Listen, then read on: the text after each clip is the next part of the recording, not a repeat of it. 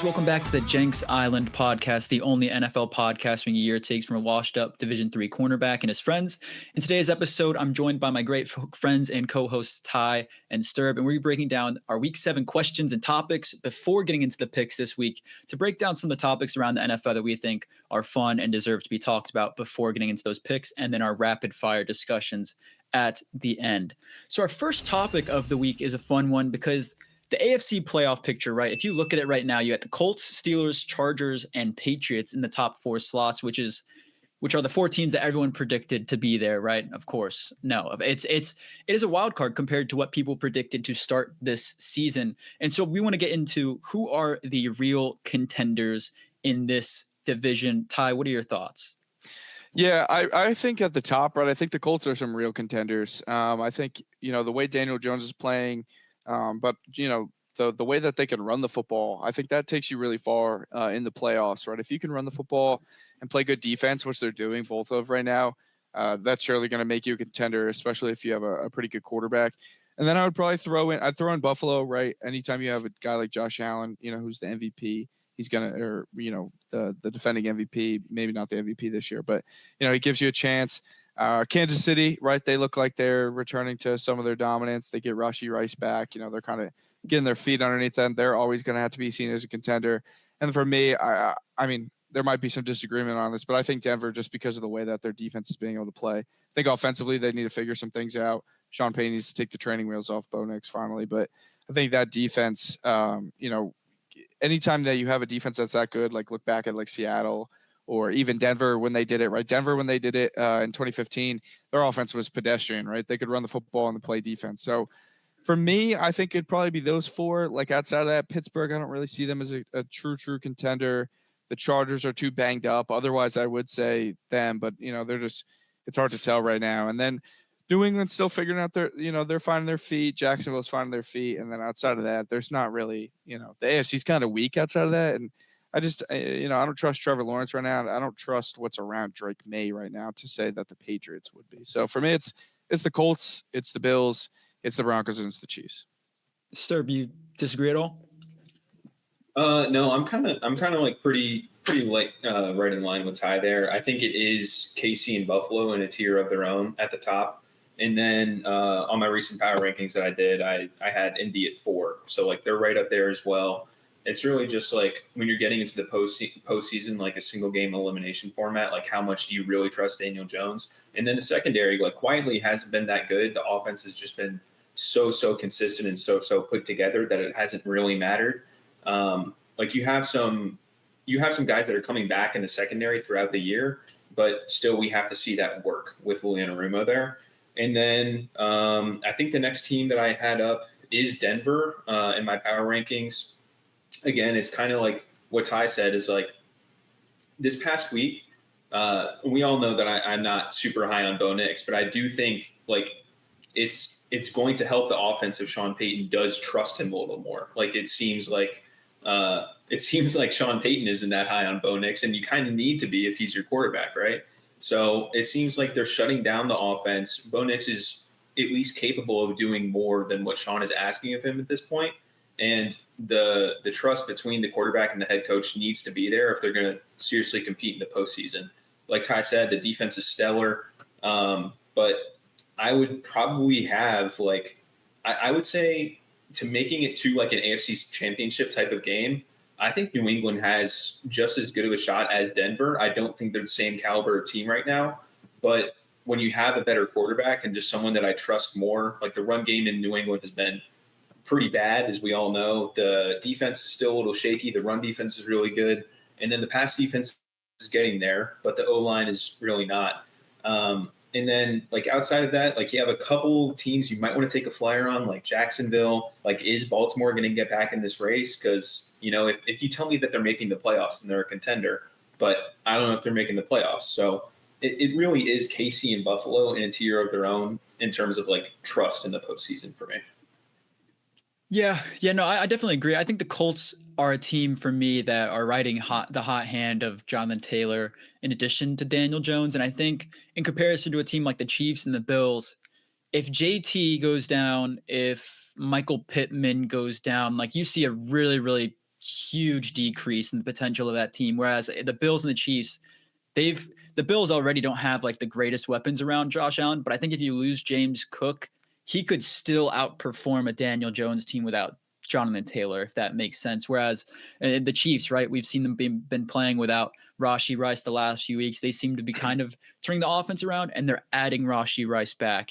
I think he could play without one of those receivers or two of those receivers and still be a quarterback that can carry his team to a playoff success. Whereas Daniel Jones, I don't, like you said, Sterb, I don't know if one elimination game, like I don't know if I trust Daniel Jones as much as those guys. I think the Broncos could be a competitor once they start warming up. And like you guys said, nothing to add on there with Bo Nix. Once they start taking the training wheels off, the Chargers in this position right now, I don't see that lasting another 2 to 3 weeks. I think they're going to be falling out. The injuries really killed them, and it sucks for them, but that's just how it works out sometimes. The Steelers, yeah, they're a team that regular season, I think they 100% win this division at this point, and that leads us into the next topic. But I think the Steelers, they're going to win the division. They'll make the playoffs, but I just don't think Aaron Rodgers and that current team he has right now around him is a playoff contender. But maybe they trade for a couple guys at the deadline and go aggressive. I know there's Olave trade discussions, but I don't believe that even Olave or someone like that would really lift that team to a contending level in the AFC. Moving on to our next discussion, it's can the Ravens bounce back from their current 1-5 spot? Can they win the division? Can they be a playoff success? Sterb, what are your thoughts here? Man, this is a tough one because, they pretty much have to be perfect from this point on out, or I guess next week on out, because they are on the bye this week. They pretty much just got to turn it around, treat it as a whole new season, and take it game by game and, win 90% of their games out. I don't think it's impossible. You do get the rest of the AFC North, which is like not a very hard division right now. Like Pittsburgh is the best team, I guess. I don't know. It's not good. And then I think off the top of my head, I think their toughest game in my eyes is probably the Bears when they get back in terms of like weighted in terms of like when they need to win. Like if they lose to the Bears, right away, yeah. Season's cooked. Yeah. Because at that point, like you would have need to win all your games in like Pittsburgh to drop a few. So they have a pretty easy schedule from here on out, but I don't know. I think the rest of the wild card contenders in the AFC are fairly weak. Like you have like Jacksonville, you have the Chargers. Like it's not really a whole lot of teams that you have confidence in. So I ultimately do think that they get in there. It's not out of the possibility for like a 9-8 team to make it into the wild card of this AFC. So I think I'm still going to bet on the Ravens to do it, but I don't feel confident about it. Ty, what do you think?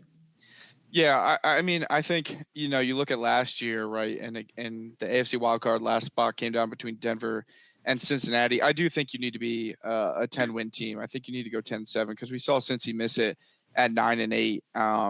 With the way that teams are right now, outside of Kansas City, right, everyone only has 2 losses. If that's the case, right, they can't lose 3 more games along the rest of the 10 games they have left. We talked about Chicago being tough, but week 16 through 18 is their toughest stretch by far. They have to go they're home against New England, away against Green Bay, away against Pittsburgh. If they lose those 3 games, right, I don't see a way that they're in the playoffs. And that's, them not dropping another game along the way, right? Minnesota, they're a tough team, right? Good defense. How does the offense respond to that? Obviously, Baltimore's defense is not great right now. So depending on who's at quarterback for Minnesota, can they get something going? At Cleveland, I know they beat the crap out of Cleveland the first time, but Cleveland's frisky, right? And it's a divisional rival game, so you just never know with them. I think they could handle Cincy, but having to play Pittsburgh twice, having to play New England, having to play Green Bay, it's for me, I don't think they're going to make it. I think it's too tough, especially with just that last 16 through 18 stretch where you need to win every single one of those games to make it in. Yeah, Ty, I'm going to agree with you here. I don't think there's a way that the Ravens can find their ways into the playoffs. I think they have too tough of a schedule right now. I think the Steelers find a way to split at least one of those games with them. I think the Patriots are a better team. The Packers are a better team. And we saw this Ravens team with Lamar Jackson obviously struggle against the Chiefs, like massively struggle against the Chiefs in a game that I picked the Ravens to dominate the Chiefs. That obviously blew up in my face and did not look good. I think that was my hot take, and Ty's hot take that week was that the Ravens were going to go in and stomp on the Chiefs. Did not happen. Lamar Jackson obviously hurt, I believe, in the third quarter of that game, or came out in the third quarter. But that didn't really matter. Even with Lamar Jackson in, they were struggling to move the ball on offense. They were struggling on defense to stop the Chiefs. So if you look at a team that currently isn't even a division leader, they're struggling against them, and then they have to go and play multiple decent to above average teams, and then the Packers and the Patriots the rest of the season. I think it's going to be extremely tough, and stringing along all of those games in a row, like I just don't see it happening for this team right now. So I don't think the Ravens can get in, which sucks. I mean, kind of, we talk about it, right? Lamar Jackson's window for a Super Bowl. Do you guys think if they don't make the playoffs here, what would be the future for the Ravens? Like, I mean, Lamar Jackson, you look at him, his Super Bowl window is probably what, 2-3 more years after this season? I mean, it's always going to be there with him, but how long can they maintain all of the talent around him based on salary cap and things like that? That's where Baltimore is always. He's already getting paid. He's getting paid. Lamar's, yeah. He's getting paid, but Baltimore's always been able to restock. They're very, very good at drafting, at finding kind of dominant rough guys in free agency. You know, I mean, they have been a contender in the AFC since, I mean, what, for 2000, a while, yeah. Right? Like since we were alive. The entire existence of the Baltimore Ravens, right? Whether it was because of the defense, you know, then they add Flacco, they finally get a decent quarterback, and they win that Super Bowl. And then you add Lamar, right? Like, they have always been a contender. So, you know, with the talent of Lamar, you know, you see with Mahomes, right? Like, they've lost talent over the years, and they're still contender year in, year out. So I would put Lamar on that same level with them, him, Josh, Pat. I just think, they continue to put talent around him, especially on the defensive side of the ball. Obviously, it's not working out well defensively, but they have they're banked up. I just think the bigger question is, like, do they move forward with John Harbaugh? Right? I don't think it's this year that they get rid of him, but I think this is the start of the hot seat for him. Like, if he doesn't make the playoffs this year with Lamar coming back, next season, if they don't, like, go to the AFC Championship game or maybe even win a Super Bowl, it's time to start thinking about moving on, because they haven't done much of anything with John Harbaugh since they won that Super Bowl with Joe Flacco in, 2012?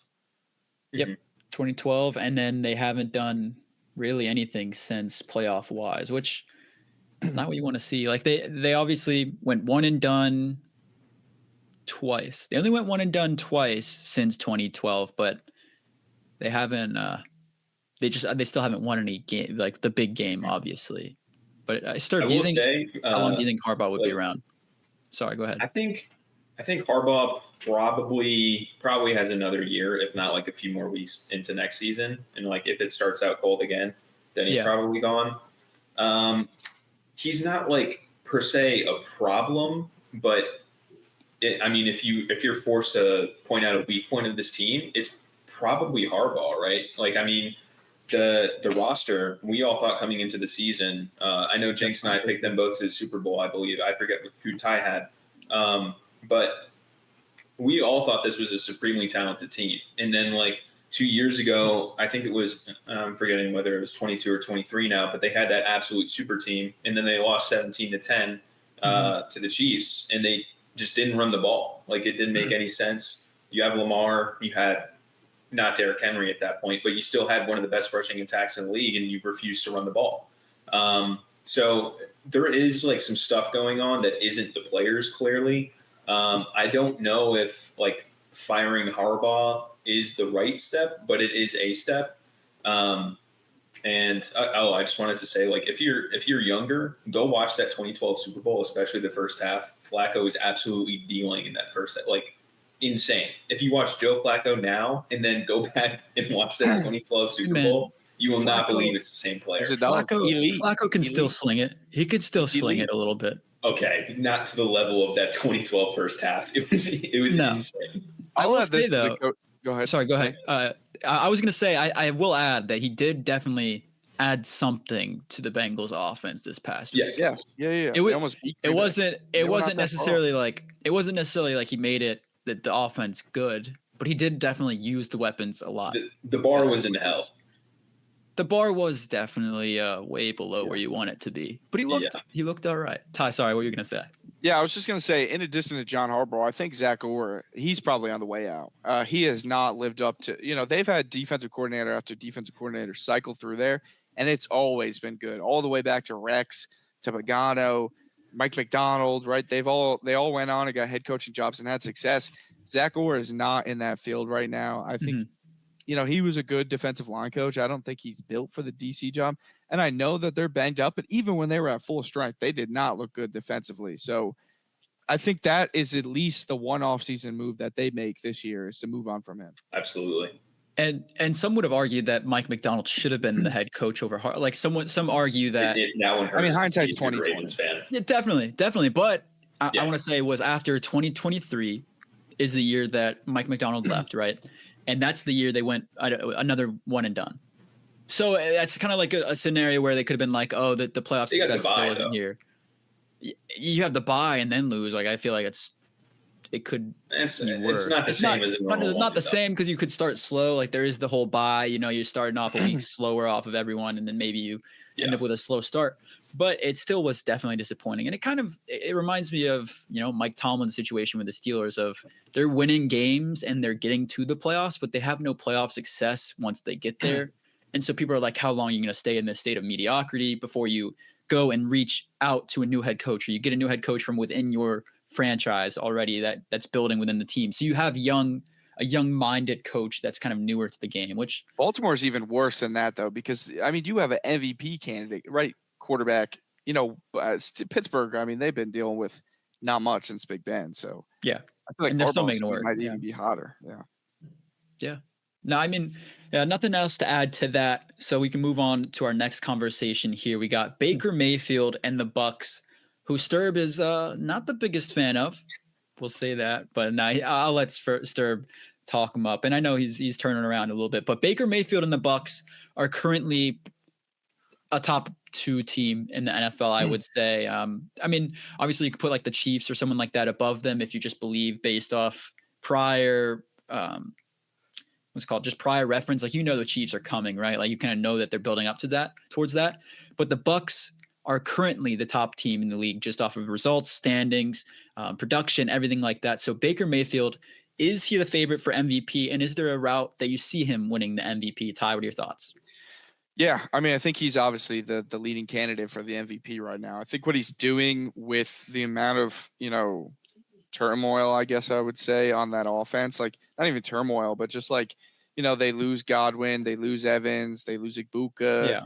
Yeah. Last week he was thrown to Sterling Shepard, Tez Johnson, and Cameron Johnson, and he looked phenomenal, right? They don't have Bucky, right? Like, it doesn't matter who he has out there. He is performing at a very, very high level. We talked about it before we got on, right? He's only got that one interception, so he's taking care of the football. I think it just, right now he's on top of the world, right? He's having Igbuka obviously is a huge help, right? But any good quarterback has a good receiver. And to be fair to Baker too, Igbuka is a rookie. So, I don't know how he would perform elsewhere, right?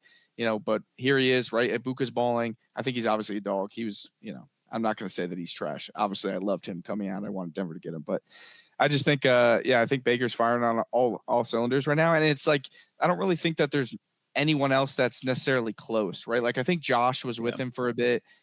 Then he kind of took a step back the last 2 weeks. Daniel Jones might be up there, but I don't think that he's quite there. He's not creating at the same level that Baker is. Yeah. Like, Herbert was up there, and then he kind of fell off with the, with Herbert the past couple weeks. Obviously it attributes some of that to injuries, but like, Baker's offensive line's hurt too. So, and I think all the guys that were kind of there in the conversation early on are kind of starting to fall off, and Baker's just still riding that high. So, and standings are also like something that's major for MVPs. We've seen that in the last few years. So, like Dak Prescott production wise, like right now he's looking like an MVP based on his play and production. But then you look at the record and you're like, oh shit, he's they like just Joe lost to Burrow. the Panthers. Yeah, like you can't put him in the conversation I'd argue you should put him in the conversation. I had this conversation last year, right? Like he is more valuable right now to the team because he's carrying them, but the team sucks so bad that they can't win games. Whereas Baker Mayfield, arguably, like he has a better team around him, I would say on paper, especially I think defense is miles better than the Cowboys just because of how bad they are. Another guy would be like Sam Darnold. I think Sam Darnold could work his way into that conversation if he continues to play efficiently like he is. But Ty, I just want to say this real quick. You're talking about Mika Egbuka here. You sure you're not talking laughing the whole about time. this guy? Mika Egbuka. Yeah, that cat's good. Mika Egbuka. That kid is good. Gronk. I'm going to be playing that. As soon as I said his name, I started cracking up. As soon as anytime Egbuka comes up anymore, I'm just going to. There's one other guy that I want to bring up, and I'm kind of curious your thoughts, and then we can get Sterb jump in. But Jared Goff, right? I got dragged for not putting him in my top 10 because his advanced metrics, statistically, right? He's all kind of in the top 10 on a lot of things. I personally don't think that he is playing at an MVP level right now, especially last week. I don't think he played that great. Yeah. And against Cleveland, he didn't play that great. But I was getting dragged on Twitter by some guy because I didn't have Jared Goff in my top 10. I had him at 11, and I was getting dragged. I mean, his handle is the golf fence or something like that. So yeah, fair. I mean, it's bound to happen. I mean, yeah. Goff is a guy reliable. He's very much schematically reliant. Like he's very reliant. We can't do that. We can't do that argument. We can't do the schemes. A lot. It's just how is that's he playing? fair. No, that is fair. But MVP. I think he has the best weapons. Amon-Ra, St. Brown, Jahmyr Gibbs, David Montgomery. You have good coaching. You have good players. Like look at Darnold. Look at Darnold and Baker. They looked bad on bad teams. Sure. But Jared Goff can't do as much as those guys, in my opinion. And I think you see it as he is a pocket passer, right? Like he's going to be in the pocket, more accurate in the pocket and things like that. Like that you could say. But you can't rely on him to go, roll out and then make a throw on like with as much accuracy as those two guys. I just don't think you can. That's not going to necessarily win you MVP because you're an athletic quarterback. Sure. But I think you can rely on those more valuable. Yeah, it definitely makes it more valuable. I think you but can rely on is Joe Burrow a freak athlete who's doing things like Josh and Lamar? You've seen Joe Burrow go on the run, like not on the run. Like he's not going to go and scramble for a 40-yard touchdown. Joe Burrow's terrific because of his arm. He can move more and still make good throws. But I will say, Ty, with this art, like you left Jared Goff out of your top 10, right? And you seem to be fighting for him for a little bit. So I'm just I hate the schematic argument, right? Like that is not any quarterback's going to be better in a scheme that fits them that they gel with. We cannot. It's got to be based on play. It can't be like, oh, he's got Amon-Ra St. Brown and Jahmyr Gibbs around. Sure, like, and I will say, should have been it, and he's got the two best receiver duo in the NFL. Exactly. Thank you. Then you see Jake Browning and Joe Flacco in that same spot, and they're okay. Well, they're garbage. He's 37 years old. I mean, the argument is good. Is it only if you're above average? You should give it to Joe Burrow because they were 2-0 with him. Right. No, it's if you're Joe a Burrow quarterback, right, and if you're just performing well, Joe Flacco's not performing well with that team. He did lift him up a little. That's where I'm saying scheme and roster. We can't be weighing that on guys. No, I anyway, think Sterb's got to give his take on Baker Mayfield. I got to hear him. What are your thoughts here? No, you guys time me out. I don't have to say anything about Baker, right? Next topic. You have to. You got to spread the hatred. I do think that here, you can save this for whatever, but I do think if the season ended right now, I do think he would win MVP, honestly. But do I think he's played the best out of any quarterback? I don't really think so. Like if we're doing that same argument as if the season ended today, I think Mahomes has probably been better, even though they have an even record, so they're not going to give it to a guy who has an even record. Josh, maybe. Like I probably lean Baker just because of like that last game against Atlanta was bad for the entire Bills roster as well as Josh. I do think Drake Maye has played better, and I do think Sam Darnold has played slightly better.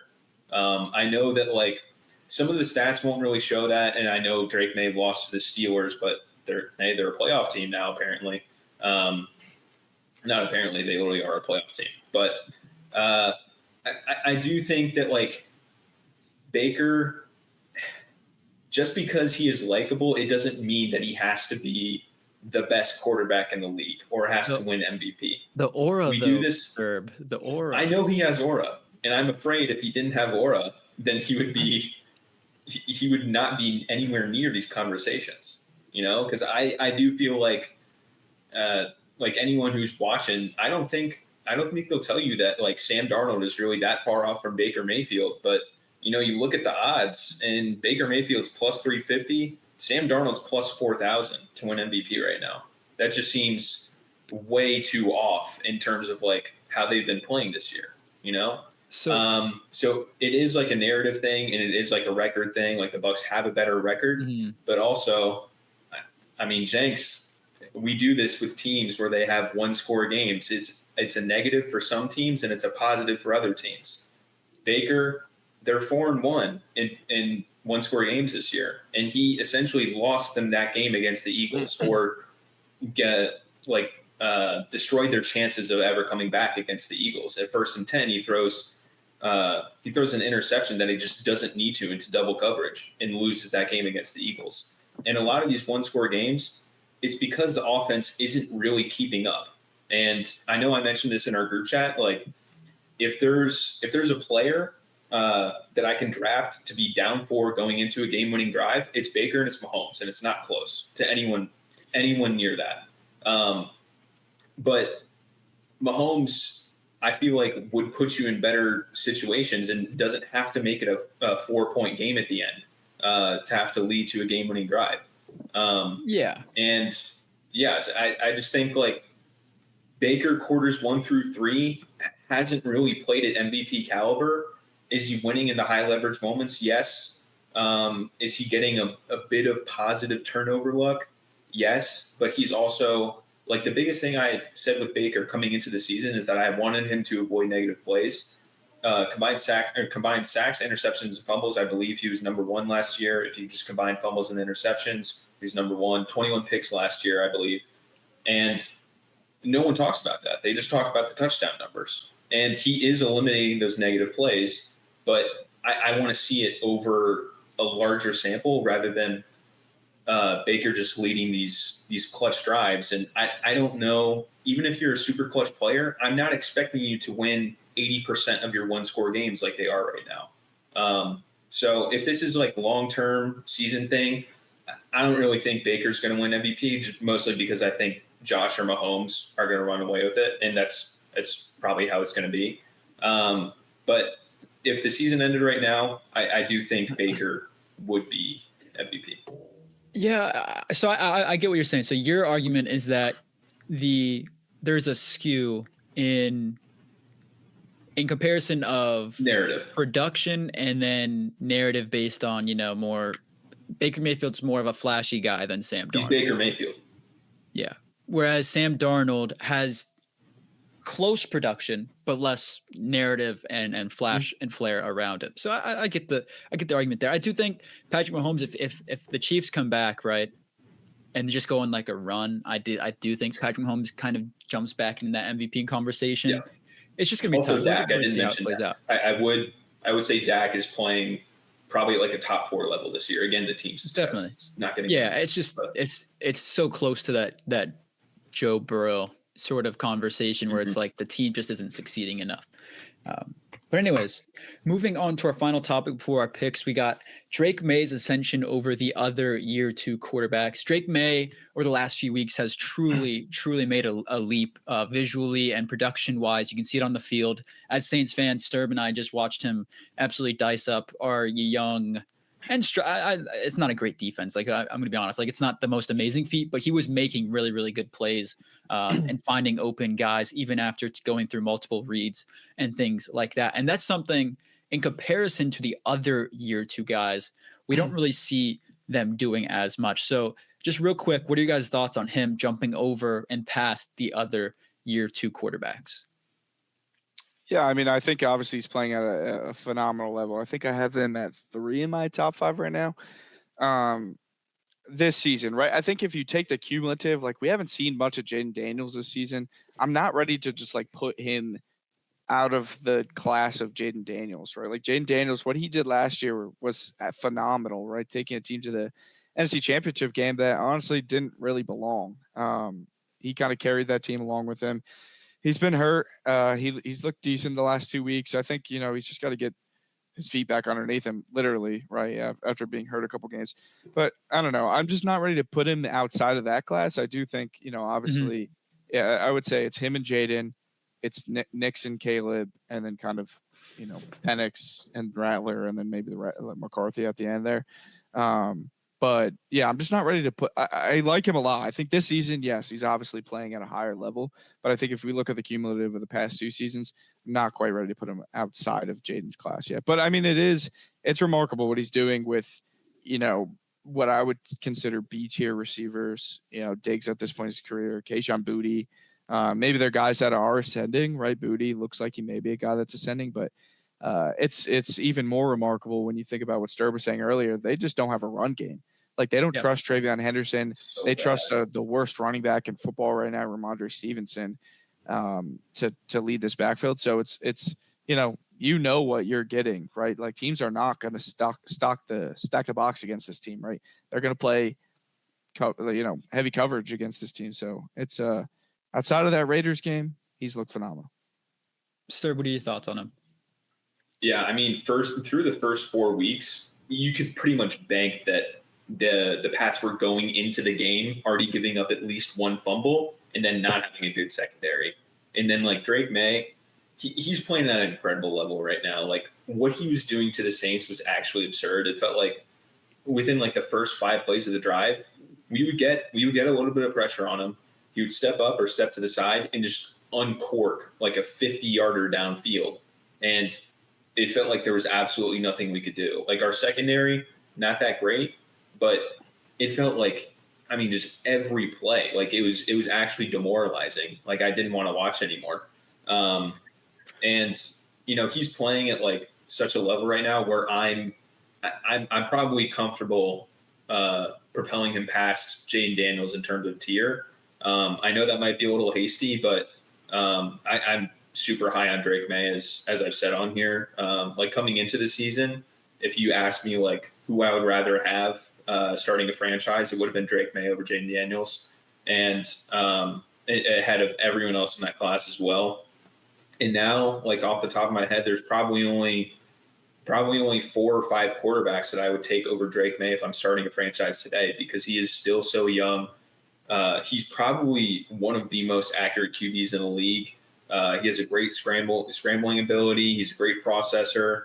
He's willing to rip over the middle. He can get out and create. Like he does everything that you want at the NFL level, at a superstar level. And, he's already shown that like in those high leverage moments, he can live up to the challenge. Like he was getting sacked against the Bills and gets that out to Diggs for a first down. I think that was on a 3rd down as well. And I just have so much faith in him to like keep growing and keep ascending that like I am taking him over J. Daniels at this point. And I don't think this is a fluke. I think this is a trend, and he's going to win 1 or 2 MVPs. And I think that's probably the floor is 1 MVP in my mind. Yeah, you got to feel bad for the AFC teams, right? Where they're like, the Patriots, they're finally done. They're finally out of it. They lose Tom Brady.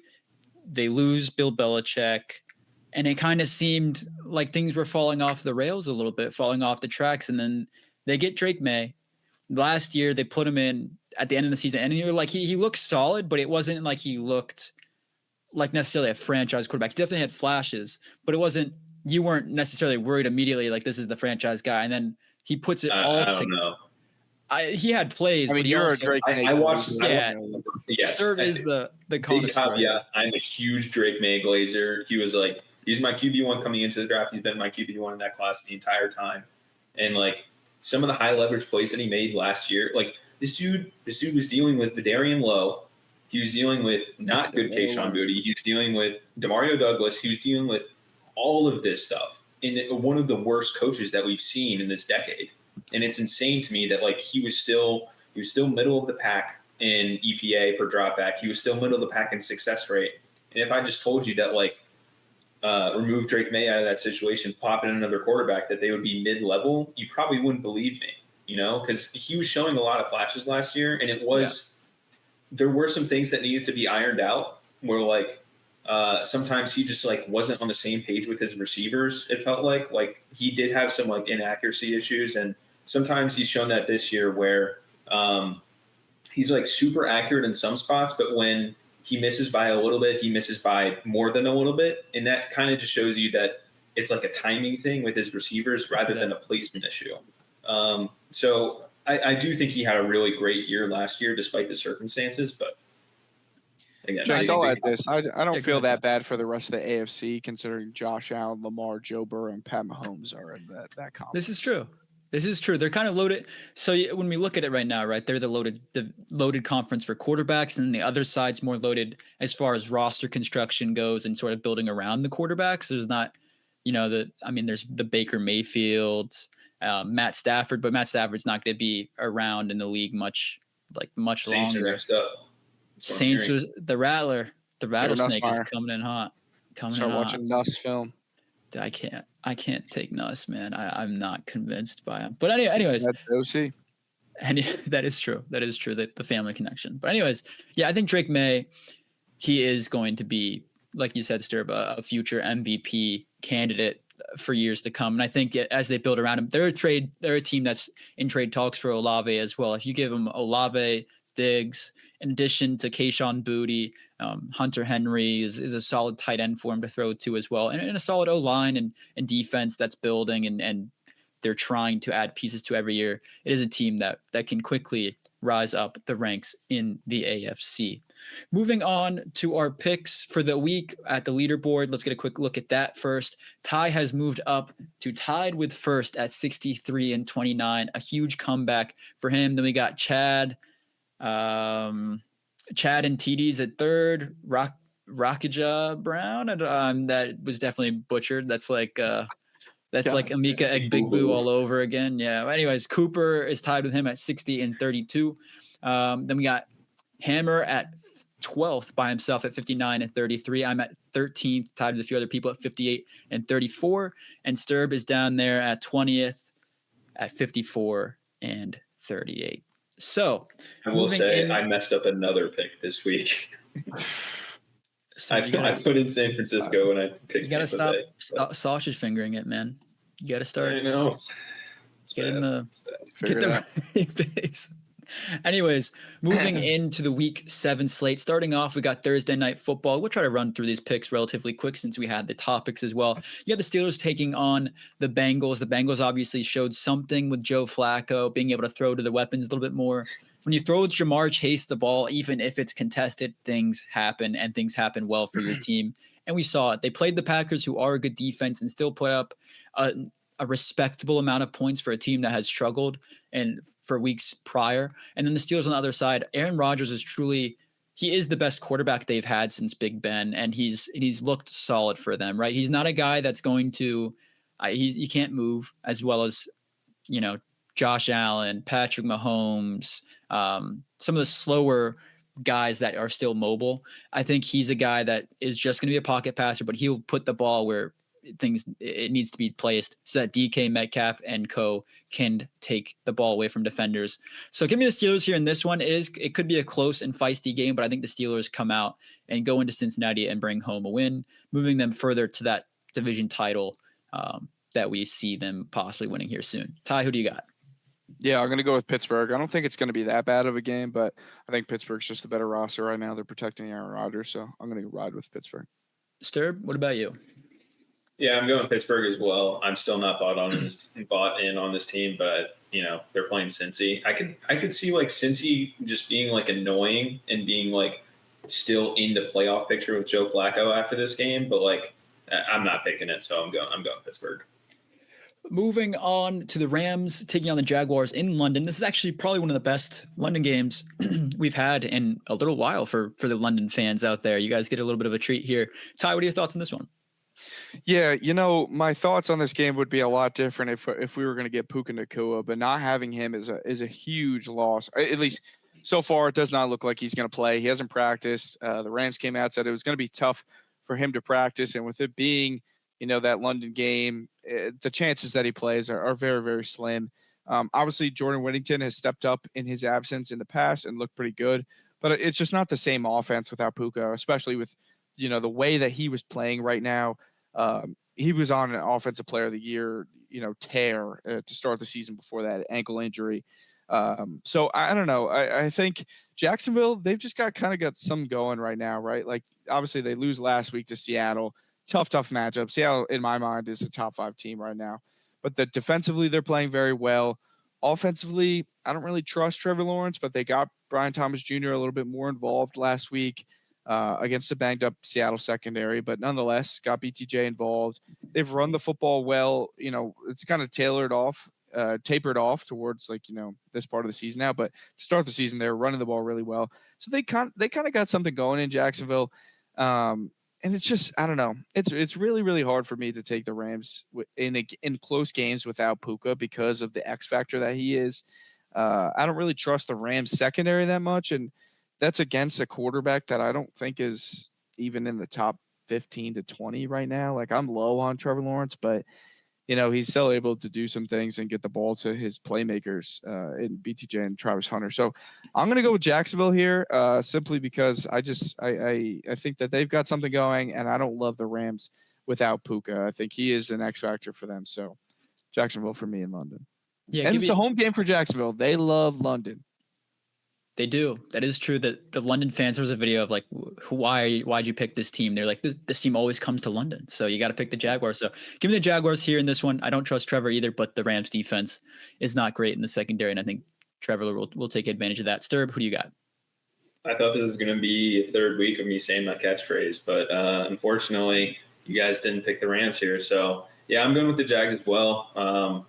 I think this is kind of like a pick'em game without Puka, and I thought I was going to be different, but I guess I'm not that different. Give me Duval. Duval. Anyways, moving on to the Saints taking on the Bears. Sterb, what are your thoughts on this one? Yeah, so when Chicago's on offense, like I said, that secondary against New England and against past opponents as well, it's been very up and very, very down. It kind of feels like one step forward, 2 steps back with that unit. So Caleb Williams and Rome Odunze, I'm watching for Rome Odunze bully ball against our corners, and I think it might get ugly.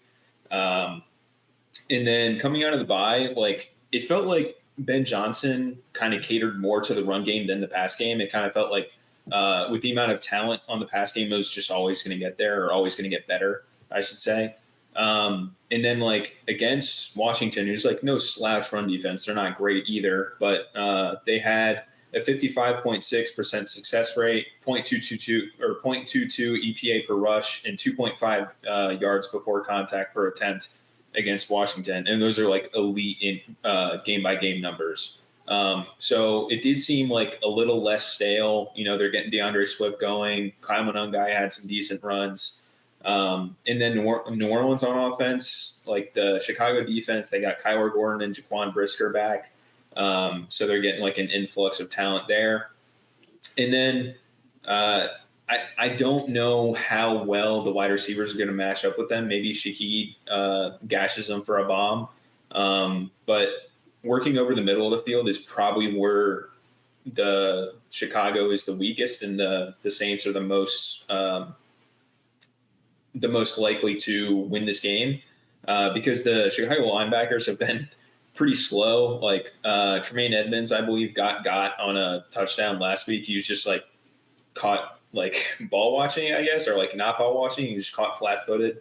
They're pretty slow. They don't really react very well.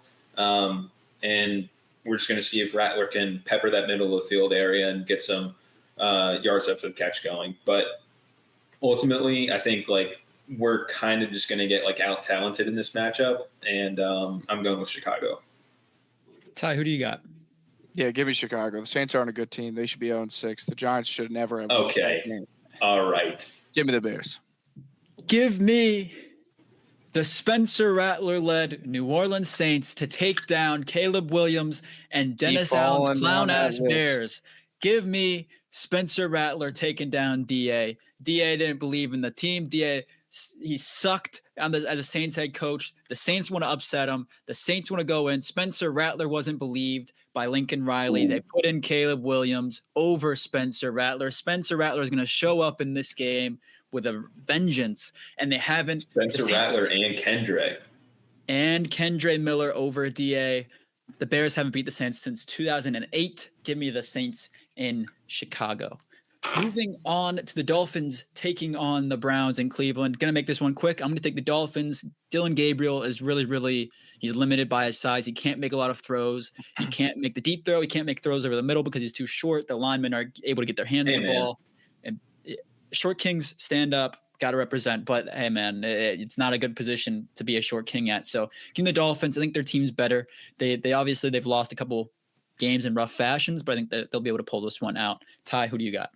Yeah, give me the Browns. I like their defense a lot. I think it's going to be able to stymie the Dolphins' offense, and I think Gabriel can do enough against a god-awful Dolphins defense. And I think Jurgens runs all over them. I love it. Let's split it up. Sterb, what are your thoughts? Your tiebreaker here. Yeah, I'm going to go the Browns as well. I do think this is like fire up Judkins for this game.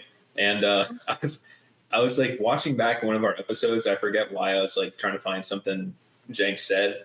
And Ty about this game in the offseason said that Myles Garrett might give Tua hands. That's just something I remember. Insane thing to say, Ty. He could. Hopefully it doesn't happen. You gotta. And for that reason, I'm going with the Browns. The judo or taekwondo, whatever he's been teaching, hopefully will prevent that from occurring. But anyways, moving on to the Raiders taking on the Chiefs in Kansas City. Ty, what are your thoughts? Yeah, getting Rashee Rice back this week, I think it's a huge bump for the Kansas City offense. Will be interesting to see how they mix in some of the guys that, have performed with them, like Tyquan Thornton, Hollywood Brown. Maybe they do get a slower start trying to figure all that out, but they're going against a Raiders team that is just not very good, right? Geno Smith leads the league in interceptions, I think. I mean, he has just looked – I know Sterb loves him, but he has looked god-awful this year. Sterb's boy. It's a bad look for me. Yeah. I don't think we're getting Brock Bowers again this week. Jenks put 80 fab on Michael Mayer in a league. Out of 200, and I'm a rebuilding team.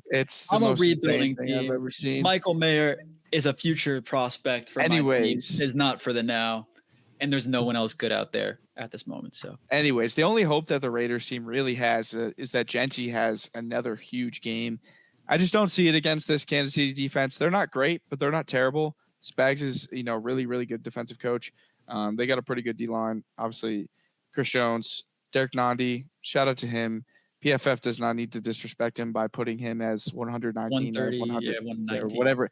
Dead last at a dead, that was disrespectful. But not a great look. A good defense, and I just think Kansas City, they handle bad teams like this. So I'm going to go with KC. But it is a rivalry game, so not too bad of a game, but still KC. Sterb, who do you got? Yeah, the only chance the Raiders have here is if they put in my boy Aiden O'Connell.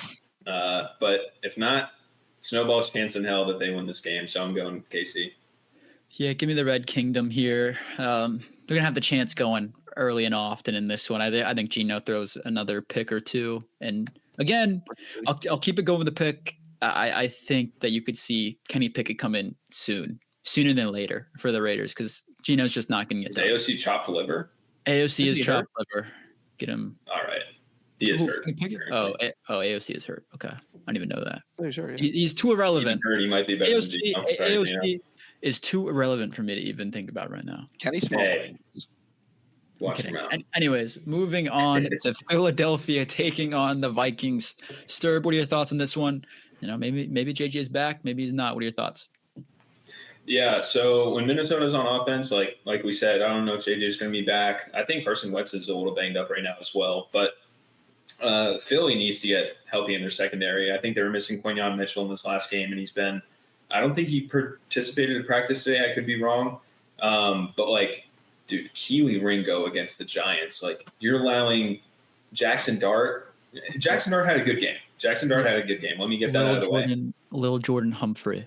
Dude. It's insane. I don't understand. These like little bullshit out routes, you're just getting peppered. I don't understand. How are you getting beat on like a 7-yard out by Jalen Hyatt? It doesn't make any sense. His defense is not good right now. Sorry. And then like, I might as well just rip on Philadelphia. Jalen Hurts, like, he's not good right now. He's just not good. He's holding onto the ball. I don't know. Their offensive coordinator sucks. They're so uncreative. They run their offensive coordinator sucks, but terrible. He's doing literally nothing to help prevent that or help mitigate that. He's holding onto the ball forever. The O-line doesn't look as good as it used to be. Like Saquon, he's probably still, top 3 running back in the league. Just given, not this season, obviously, just given like everyone's resume. And then, Hurts is holding on to the ball forever. You just can't run offense like that. And then it's really just a matter of like, how much does Philly blitz and take advantage of the O-line and like the statue back there that is Carson Wentz, or literally the sack magnet that is JJ McCarthy. That's probably what's going to win them this game. I can't say it's going to be their passing offense because Minnesota's pass defense, if you look at like, if you have like next gen stats or like NFL Pro, it's literally like matchup 5 stars for Minnesota defense against the pass down the line. It's just like everything for the Eagles is like 22 to like 28. And then everything for Minnesota is like 1 to 3 in terms of ranking. And it's just like, I don't trust Jalen Hurts to not make a poor read and then like throw the ball right to Isaiah Rodgers for like 2 pick sixes. Like, could that happen? Yes. And could he take 6 sacks? Yes. So I was kind of leaning on this one, but I think more people are going to pick Philly. So I'm going to go with Minnesota here. All right. Ty, who do you got? Yeah, I'm also going with Minnesota. I just like their defense a lot. I think we're going to get more Carson Wentz this week. He was a full participant today. Quinion was limited, but I think he'll be a go. I'll say this about Philly, right? Jalen Hurts, nothing has changed with him. He still holds the football the same way that he did in 2020 and 2021, the year they won the Super Bowl, yada, yada, right? I truly, and I mean, part of it is the O-line. Landry Dickerson, he's playing hurt. He's been down the past 2 games. Tyler Steen's not great on the right side. I truly, truly, truly think that Kevin Patullo is a terrible offensive coordinator. They lack creativity.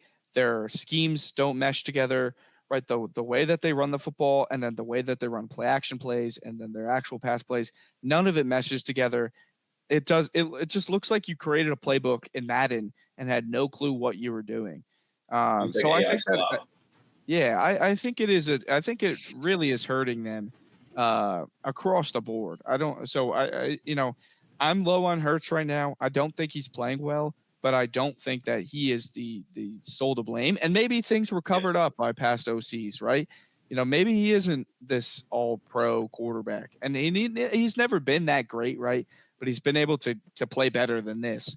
But yeah, I'm going to go with Minnesota. I just like the way they run the football. They have really good weapons on the outside, and Carson Wentz revenge game, maybe something. Yeah, there is something there. Like, give me the Eagles. I'll take them in this one when everyone's doubting on them. I'll buy low.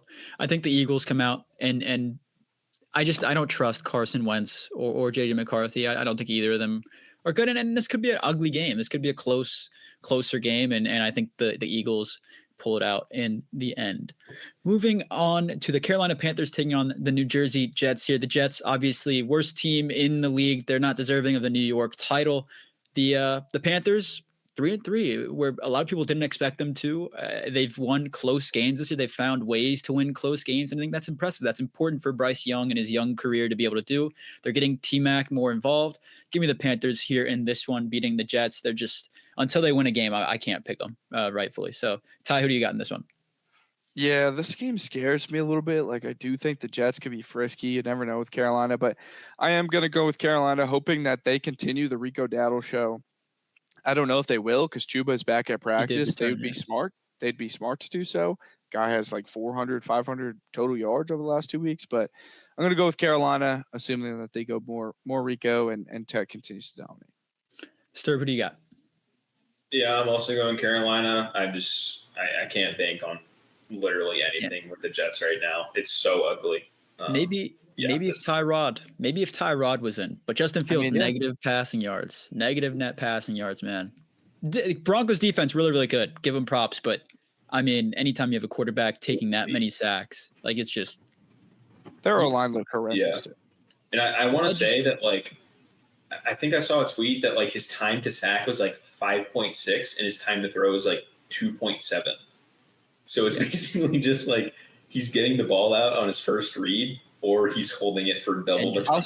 I'll say this with the sack stuff. He was breaking like a couple sacks and moving around. I mean, it's not that big of a difference, but he is an agile guy. It does take more than one guy to bring him down. If you avoid a sack just to get sacked anyways, it doesn't really do No. I'm just saying the time to sack is maybe a little misleading. It inflates no, he's still getting sacked. 18 avoided sacks, 9 sacks, actually. Yeah. Anyways, moving on to the Patriots taking on the Titans. Sterb, this is your boy taking on their own quarterback called them ass. So make this one quick. What do you got in this one? I got New England, and really what I'm watching for is like Drake Maye is probably going to do the same thing that he did against the Saints to this Tennessee defense. And then what do we see changed in Tennessee? We're just looking for change. We're looking for a sign of life at this point. So my notes on New England offense is Drake Maye, and that's it. So that's good enough for a New England win here. Hey, don't forget about booty. Don't forget about the booty. Drake Maye. Arrest this man immediately. You always gotta show love to the booty, man. Why'd you say it like that, bro? I had to wake up the pod. And anyways, Ty, who do you got? Yeah, I'm going to go with New England. Mike Vrabel revenge game. I'll say this. I don't think we're going to see much change with Tennessee. Mike McCoy, if you're familiar with Mike McCoy, he is not a good coach. He was terrible with the Chargers. He was the Broncos OC for a little bit. He was terrible there. He is terrible. He is probably worse than Brian Callahan. So we will not see much out of Cam Ward until next year when they hire someone better, hopefully. So New England, though. I'm taking New England. Moving on to the Giants, who deserve to be called the New York Giants this week, taking on the Denver Broncos. Ty, who do you got? Yeah, like we talked about earlier, are we going to see Sean Payton take the training wheels off of Bo Nix, right? I mean, in that first quarter when he was kind of letting him sling, and even into that second quarter, he looked good, right? In the second half, on 3rd and 10, we're running the ball with our fullback. I really don't understand why Sean Payton for the last 18 months and specifically the last 10 months was talking so highly about Bo Nix if he's not going to trust him in a game against the Jets. Like, I don't know. Yeah, I don't really know what's going on, right? Like, I can't assign blame to Bo at this point. He's playing well when he's asked to, right? He threw 3 passes in the entire third quarter. They were all on 3rd downs and like 3rd and 15 because Matt Pert can't stop holding. Thank God he's gone now. We're starting a new guard this week. But, it's just I don't know who to blame offensively anymore, right? The first couple of weeks, it was Bo was starting slow. Then he starts to pick it up, and now our play calling is just garbage. I really think that – I don't know. I think we got to hand the play calling over to Davis Webb. I think that we are at risk of losing him as the OC to another team. So I think if we, give him play calling duty, start to promote him, hopefully keep him around. He called our games against Arizona in the preseason. He called the offensive play call. The first drive with the starters, with Evan Ingram and that offense, they were rolling, right? And I think he brings a little, a new level of creativity that the Denver offense kind of needs right now. He's a younger guy. He's going to trust Bo a little bit more. Otherwise, Sean's just got to take the training wheels off. Defensively, they're dominating in all, from the front to the back, right? Even Riley Moss, who gets targeted all the time, is playing really, really well. The Giants, on the other hand, they are coming off a really, really hot win against Philly. They beat the Philly team way worse than Denver did, obviously, right? Denver playing in Philly, Giants playing at home, whatever. But the Giants look good. Jackson Dart looked good. I don't expect Jackson Dart to be able to do what he was able to do against Philly, throwing out routes to Jalen Hyatt every 4 snaps because this Denver secondary is a lot better than what was going on with Keely Ringo and Adoree Jackson. So I'm going to go with Denver in this one. I do think the Giants have a chance because the young quarterback's playing well.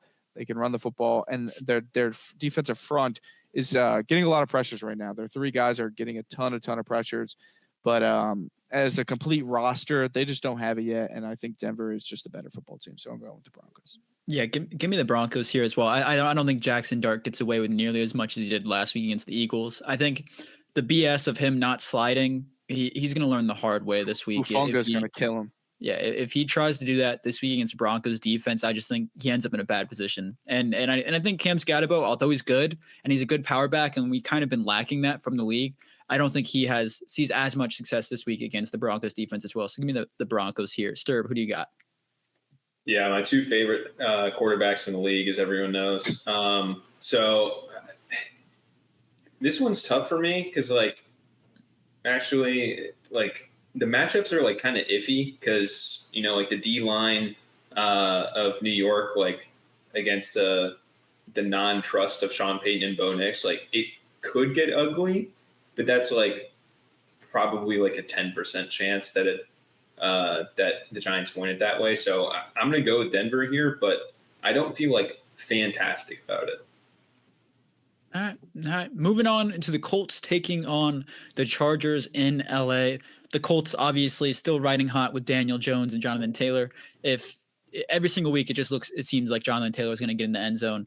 The Chargers let Bill go off, and I think they'll let Jonathan Taylor go off as well. Daniel Jones is making the right plays at the right times. He's making good decisions, and he seems to have a lot more energy than he did have when he was in New York. The Chargers on the other side, they're just too banged up right now. I don't see them being able to beat this hot Chargers team or the hot Colts team. So give me the Colts beating the Chargers in. That was a jump scare. A little bit of a jump scare there for Ty. But anyways, Ty, who do you got? Yeah, give me the Colts. Chargers defense is suspect. I think JT's going to run all over them just like JCM did, maybe at a higher clip. He might hit 200 yards this week. So give me the Colts. Sterb, what about you? Yeah, Colts. These are complete different tiers of team right now. Yeah, which kind of sucks because the Chargers started off so well. And somehow they're favored. They are favored as well. So if you are able to bet and you haven't bet before and you've ever thought, what is my first bet going to be? I would put it on this just because I do think the Colts will be able to beat them. Anyways, moving on to the Packers taking on the Tweety Birds in Arizona. Ty, what are your thoughts on this one? Yeah. Are we getting Kyler Murray back this week? I think he's starting to practice again. I mean, either way, right? This team is – yeah, either way, right? If we don't get Kyler, we get Jacoby Brissett. I think that this team finds a way to be frisky in every game, right? They went out and almost beat the Colts team. It wasn't it was kind of a close game. They straight up almost went down and beat the Colts, which would have been very, very impressive. But this team, it's just they're frisky and they're always going to be frisky. And Green Bay scares me because they get in these close games against these frisky teams, right? They were kind of in a closest game with Cincinnati. They lost to Cleveland. They tied with the Cowboys. Some of these frisky teams that just find a way to stay in games, they struggle against. At the end of the day, I do think Green Bay pulls it out. I think that they're the better roster top to bottom, but Green Bay's defense is giving me, a big pause right now because I think we expected a lot out of them, adding Micah Parsons with what they already had. I'm just not seeing enough out of them. I don't think that they're playing well enough. I don't think Micah Parsons is playing well enough, not at least to the standard that we should hold this team to, which is one of the best defenses in the NFL, and they're nowhere near that right now, which is scary because Arizona's offense, no matter who's at quarterback, like I said, they found a way to score some points, and their defense isn't half bad. But I think Josh Jacobs is good enough on his own to just carry this team to a victory. And Jordan Love's playing pretty well outside of some of the bonehead plays that he's made. He at least looks, outside of the interceptions, he's looked very, very good. Top 10 quarterback level. So I'm going to go Green Bay, but I don't know. This game gives me a lot of pause because of the way that Arizona has been playing in these frisky games. Sterb, who do you got? Yeah, going back to what I said last week, I'm still not talking about this red team. So I think this is a bounce back for the Packers here. They come out and look like an elite team again. So yeah, the Packers. Give me the Packers here too. I can't. I like the Cardinals. They were my frisky team all of last year, but they've let me down. And Marvin Harrison Jr. is also limited in practice today, so it's iffy that he's going to be playing as well. So I'm going to take the Packers. They're going to have to prove it at some point that they're the big team in the NFC. So yeah, give me the Packers here. Moving on, the Commies taking on the Cowboys in at Jerry's World. Sterb, what are your thoughts on this one? Yeah, so in Washington's on offense, I'm looking at like the rush defense, and it's a good spot for Bill again. He didn't get that 150 that I predicted like he did, like I said last week, but this is another good spot for that Washington rushing attack. Against the Bears, they weren't that great, but I kind of just see that as like a fluke. I don't think the Bears' run defense is like all that sticky in terms of like what they did in that game. Dallas really can't stop. They can't stop anything at this point. They can't stop a nosebleed, whatever metaphor, idiom you want to put in there. They can't stop it. And then it's really just like Jane Daniels is probably just going to do whatever he wants against the Dallas defense. He can toss it to Deebo Samuel. I'm pretty sure Terry McLaurin's still going to be out. Maybe Deebo sits out this game. I know he's playing banged up, but and then when Dallas is on offense, I mean, Dak is slinging the ball right now. They get CD back this week, I think. He was questionable the last time I looked, but even then you have George Pickens, and he's been more than serviceable. Clearly that offense is not the problem. Clayton Adams coming over has been like a huge addition in the run game. They've kind of taken like a dip the past couple of weeks, but this Washington defense isn't like elite or anything. So I think might be a little bit of a get right spot for them. I just overall think this is going to be a shootout. And it seems like every game with Dak and this Dallas offense is going to be a shootout from here until the end of the season. But I have more faith in Washington kind of just churning this out. And Dallas really has to score on every drive if they want to keep up. So, yeah, I'm going to go with Washington here. Ty, what are your thoughts? Yeah, I'm going with Washington too. I think Dallas's defense is just so bad that anytime they play an offense that's halfway decent, it's going to be tough for them to win because, like Sterb said, they just have to score at will, which they're able to do, and the Commanders' defense isn't great. But give me Jaden in the Commies here. Yeah, give me the Commies as well. I think their defense has played a little bit better this season than I expected, at least in the last few weeks. And I think the Cowboys, their defense is just not even there. So give me the Commies here in this one as well. Moving on to Sunday Night Football, we got the Foul Clowns taking on the 49ers. Real quick, gonna shut it up. The Foul Clowns are not a threat in the NFC. I know they beat the Bills, and I know that everyone's impressed. Michael Penix Jr. tried to throw that game away, and I know that's getting ignored because Bijan Robinson had an 81-yard touchdown. And look at this Bijan cam from the top angle. Oh my God, it's so impressive. No, all right. Bijan Robinson had a cool little run. Cole Bishop failed to push him 3 inches because he took a terrible angle. Got lucky. Bijan got lucky to say took a terrible angle. All right. Anyways, Bijan Robinson, one of the most talented running backs in the leagues. I'll give him props for that. Michael Penix Jr. did all he could to try to throw the game away, and the Bills just didn't capture that moment. And I think that's on the Bills. And then Drake London, he is really good. I thought he was going to have a breakout year this year. That's starting to come to our eyes. The 49ers are a team that with Mac or Brock, I think they're a team that can beat this Falcons team at home in San Francisco. Give me the 49ers here. The Falcons just lost 30-0 to the Panthers not only a few weeks ago. I know they beat the Bills, but they're a wish-wash team every single week. So give me the 49ers here in this one. Ty, who do you got? Yeah, give me the Falcons. I think this offense looked a lot better since Zach Robinson came to the sideline. He's just seeing things better.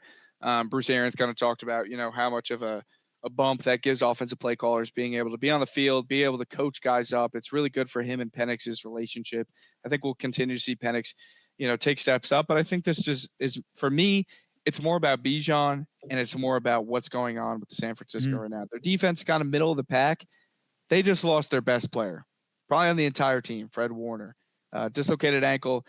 When you lose the guy who's calling the plays for you, when you lose your leader like that, when you lose a linebacker who's so dynamic like that, your entire defense changes. I think Bijan has a real good chance to have a day against this team. Still questions at quarterback for San Fran too, right? Is it Mac? Is it Purdy? Purdy seems to be more banged up, and Mac might go. I like the Falcons here. I'm going to take Atlanta. Sterb, who do you got? Yeah, I got Atlanta as well. I mean, on that Niners defense, like Ty said, it's going to get real ugly. I mean, like the linebackers. What's up? I said betrayal. Yeah, I'm sorry. Betrayal to the Saints fan. I'm not. Okay. All right. Anyways, this Atlanta defense is like showing that it is like turning it around, like Ty said. And I mean, dude, Bijan against backup linebackers and like pretty much like a backup level defense. Like their best player is Diamador Lenore right now.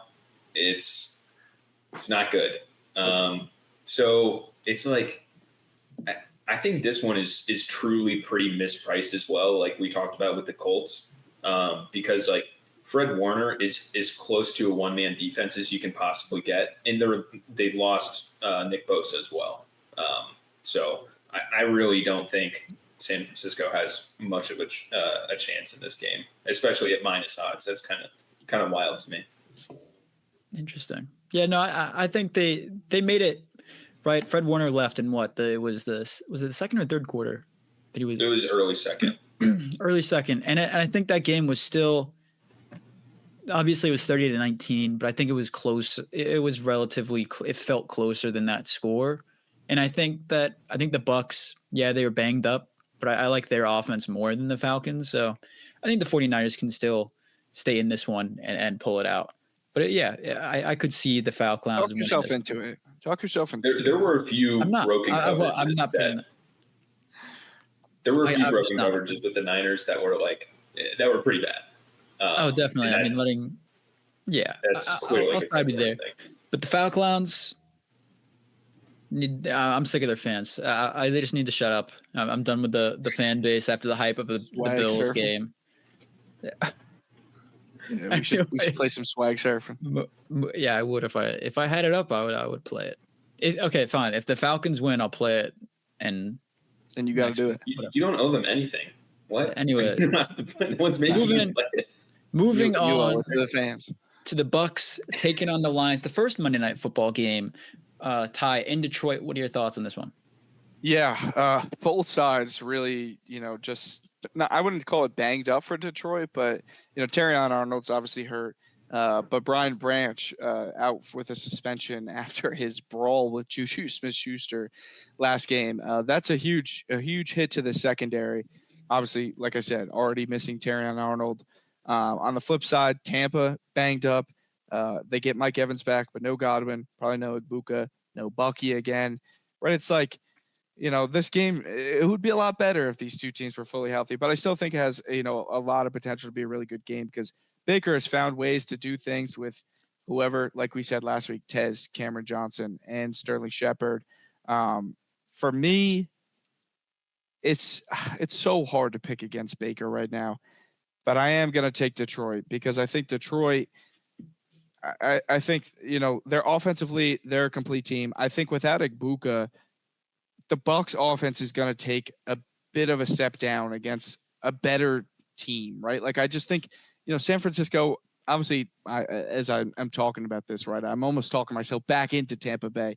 But the secondary of the San Francisco wasn't great last week. The secondary with the Lions isn't great. It's banged up. I don't know. This is like a coin toss game to me, and I'm going to go with Detroit here as much as it pains me. Stir, who do you got? All of your pros were for the Bucs. I know. That's why I said it hurts. It goes against everything I believe in, everything I ever think in this game.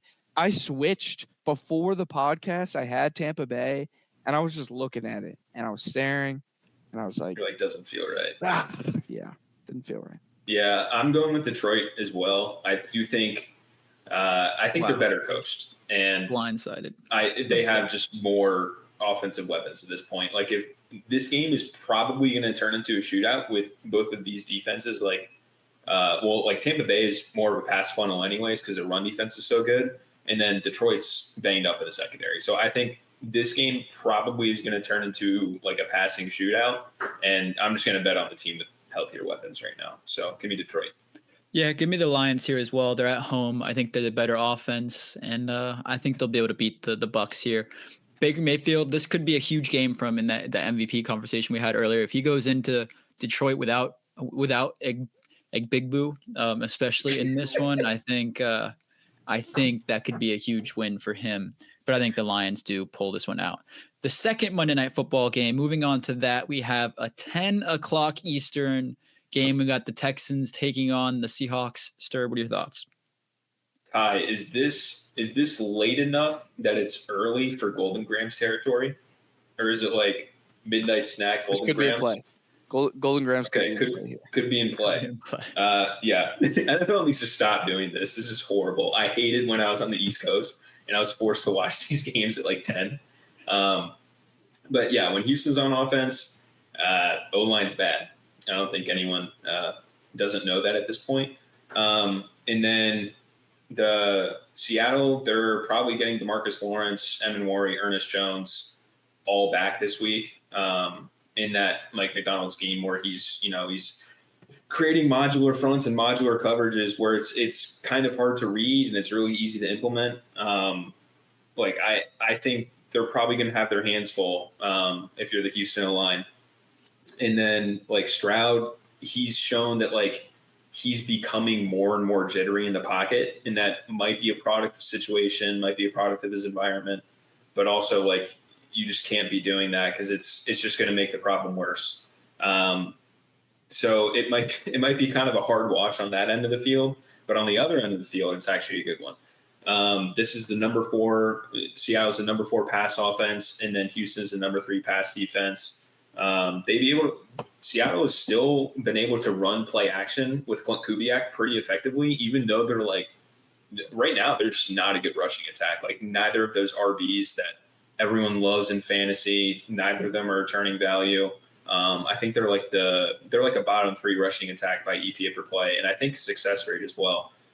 It's just like it's really not good. I don't know how much longer you can really live off of play action against these better defensive fronts. And then you're just like, okay, Sam Darnold, don't take a sack and hold on to the ball and get it deep down to JSN for a big play. Like it works when it works, but you got to have a run game at some point to supplement your pass game. And this is kind of like a huge test for that. Basically like Sam Darnold, MVP stock probably down after this week. Baker stock probably up. Unfortunately, it's not good for my agendas. But I'm probably leaning Seattle here just because Sam has still been playing at such a high level that I just trust him. I trust JSN. JSN looks like I texted my couple of friends about this. So, he looks like he's sent from another planet, and his one mission is to troll NFL defenders. Like he looks like he's making fun of them on the field, and it's honestly it's a pleasure to watch. Like there might not be a wide receiver having a better season right now, especially with the Puka injury. So I'm just going to bet on the offensive talent here in that connection. So give me Seattle. Yeah, give me the Seahawks too. I think they beat the Texans. I think the Texans are a solid team, but they're not better than the Seahawks right now. Ty, who do you got? Yeah, I'm going to go with Seattle too. I just don't think the Texans offense, I don't even know if they could outscore the Seattle defense and special teams at this point. I don't know. They can't block. They're not a great running team. They seem to want to go away from Woody Marks in the running game, which doesn't make sense to me. So yeah, give me Seattle. And I'll say this. I've been on to JSN for a minute now. I think I was saying last year he could be a top 10 receiver. So he a dog. Yes. I think Ty was the only one of us saying that. Yeah, and I like JSN too. I just never saw it happening at this high of a level. I thought he was kind of and I think also it kind of has to do with the style of defense that teams are playing nowadays. Like in prior years, right before the last new phase of defense, it was kind of more of the bigger, lankier style receivers that were just dominating man defense because you could throw it to them. Now it's guys that can find holes in the zone defense as well as break man coverage. So JSN's definitely excelling in that. And I think that will continue for however many years he's in the league. Moving on, I am going to skip. We have a new segment we're going to introduce to the show. We're going to skip that because we ended up running a little bit longer than expected today, but we will introduce that next week. Getting right into our what's it called? Rapid fire discussions of the week. We're going to start off with our underdog and lock snake draft of the week. Locks are +2 picks, -3 if you get them wrong. Underdogs are +3, -1. If you get it wrong, you get 2 locks and 1 underdog. Ty, you won last week. Sterb won last week with 3 points. Ty came in second with 2. And I was at -2 and came in third after the Bills screwed me. Yikes. Bills screwed me there. But anyways, Sterb, what pick do you want, or what spot in the draft do you want? I'll take the 1-1. All right, Sturb's taking the 1-1. Ty, what pick do you want? I'll go 3. All right, so I'll take the middle. All right, Sterb, 1.1. Who do you got? Give me the Colts. Bleeding blue this week. Colts is my underdog. As your underdog. Okay. All right. At 2, give me Jacksonville over the Rams as my underdog pick of the week. Ty, who do you got at 3? Okay, give me Kansas City over the Raiders as one of my locks, and give me the Steelers over the Bengals as my other lock. Ooh, so 2 locks. Okay. I mean, you guys used your upset. Why would I use another upset? That is true. Give me at the 2-2. Smart thinking. Give me the Patriots over the Titans. Take that. Sturd, what do you got at 3? So I need 2 locks here. I think, honestly, for some reason, I don't know why I thought Casey was going to get back to me, just because of the hate. But just because of the hate. Oh, man. Okay, well, Green Bay for 1. That's going to be my first lock. Okay. Oh, man. Maybe I should have picked a lock first. So I'm between Seattle and Denver. I can just say it. Man, this is tough. I'm gonna go Seattle. Let me go Seattle. Interesting. I like that. All right, I will go. Give me the Panthers over the Jets, and that could screw me. That's a bold take, but I'll go the Panthers over the Jets as my second lock. Ty, who do you got 3? Yeah, give me Falcons over the Niners as my upset. Okay, I like it. That's crazy value right there. It is. It was the 3-9 or the 3-3. Yeah, that's crazy. So Sturb has the Colts as his underdog. I have the Jaguars as my underdog, and Ty has the Falcons as his underdogs. Sturb has the Packers and the Seahawks as the locks. I have the Patriots and the Panthers as my locks, and Ty has the Steelers and the Chiefs as his locks. Moving on to the fantasy sleeper of the week. Ty, what's your fantasy sleeper of the week going to be? Yeah, give me Sterling Shepard. He played it with Baker Mayfield at Oklahoma. They're not going to have Godwin. They're not going to have Big. They're not going to have Bucky, who is a factor in the pass game. I think that, especially against a banged up Detroit defense, secondary specifically, there's a lot of opportunity for Sterling Shepard, especially out of the slot. I think that he had a decent week last week, but I think that there is a lot of room for him to, kind of go off, right? If this is a shootout, he's going to have a big game. So start him in your flex. Sturb, who do you got? Yeah, you're probably I'll give you 2 here because you're probably not going to bench one of them. I'll give Quinshon Judkins. I think he kind of disappointed last week. Only 12 rushes for 36 yards, 3.6 points standard, PPR, however you want to say it. But this Miami team is pretty susceptible against the run. I think last week they were averaging 6.2 a carry, and it probably went up because Kamani Vidal last week, who is not a better running back than Quinshon Judkins, ran all over them. I think he had 10 yards a carry or something like that. So I think that's a great matchup this week. Bounce back game for him. Again, you're probably not debating sitting him, but another sleeper I'll give is that Jordan Whittington stepped in for Puka, and he's playing in that similar sort of like intermediate role, and then the intermediate like zone beating role, and then Devontae Adams is still going to be their man beater and red zone threat. I believe he led in routes with Devontae Adams as soon as Puka went out.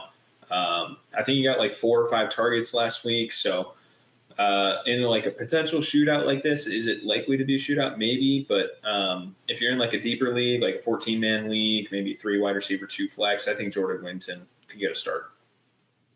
My fantasy sleeper of the week is going to be Kayshon Boutte against the Titans. All right. This guy was a big play guy for the Patriots this past week against the Saints. They relied on him in big moments, and he made 2 really, really good contested catches over Kool-Aid McKinstry, or should I say JaQuincy McKinstry, I believe is his real name, because he's not deserving of the Kool-Aid nickname right now. But the Titans have struggled against receivers, so I think that the Kayshon Boutte is a good pick. I think Stephon Diggs will have a good game, but Kayshon Boutte, he's shown to be a possible red zone threat for the Patriots until they go and trade for Olave or a different receiver, which is seemingly the move they're going to make coming up here in a little bit.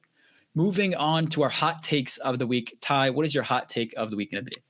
Yeah, I kind of referenced this a little bit earlier in the Philly-Minnesota game. Give me Carson Wentz 300 yards and 3 tuds against his former team. Even if Quignon's going, it's just Justin Jefferson, it's Jordan Addison, that Adoree Jackson or Keely Ringo on the other side is a liability. He was able to throw for 300 yards against Pittsburgh. I think that he's got a good chance to do the same here, and he's going to be coming for some vengeance against his old squad in Philly. So, give me Carson Wentz 300 yards, 3 tuds. Sterb, what about you? What's your hot take of the week? Yeah, so I have I got some pushback, and apparently that was a hot take that the Chiefs are the best team in the league right now. So I'll say that as like a hot take, but it's not pertaining to this week. And then my hot take for specifically this week, I would say, is that Bijan goes for 200 scrimmage. I really don't think that this Niners defense, as banged up as they are, they're not going to be able to keep up with him, and they're just going to feed him out of the backfield. Like he's going to be a demon on those short routes against backup linebackers. Like I don't think they stand a chance in this game of stopping Bijan. So give me 200 from scrimmage. I like it. I think that's a fair take. My hot take, and I kind of talked about it earlier, I think Spencer Rattler outperforms Caleb Williams in the battle of, that old college drama. I think Spencer Rattler comes out and shows that he's I wouldn't say better quarterback, but I think he plays better in this one. And I also will say, I think Kendre Miller, if not Spencer Rattler, I think Kendre Miller has 2 touchdowns in this one. I think they're going to really rely on him. And I think Alvin Kamara, he was limited today with an ankle injury, same ankle that was bothering him last week as well. So I think Kendre Miller gets more touches, and I think it'll be a closer game than the Patriots game where they immediately jumped out with a lead. So give me Kendre Miller or Spencer Rattler to ball out against the Bears. Anyways, that'll do it for our Week 7 picks episode. Ran a little bit longer than we expected. We'll try to cut down on the picks next week. But that'll do it for this week. You guys know where to check us out on social media at Jenks Island, and wherever you get your podcasts at Jenks Island as well. We'll see you guys next week.